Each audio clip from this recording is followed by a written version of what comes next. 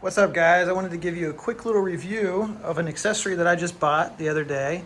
This is MRA's Double Bubble fully tinted windscreen. It's on the GSXR1000.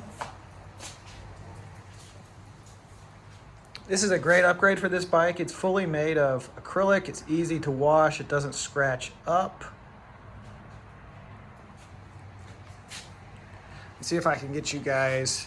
I got the stock windscreen right here. Let's see if I can get you guys a shot here of what it looked like before.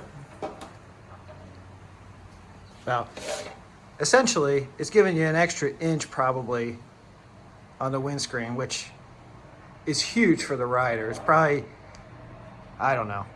We went out riding this morning and it was a lot better experience. You didn't have to tuck in quite as much because the bubble was much larger and at higher speeds.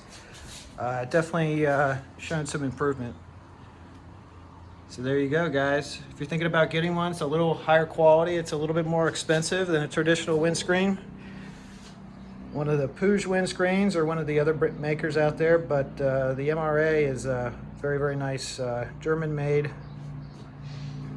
accessory.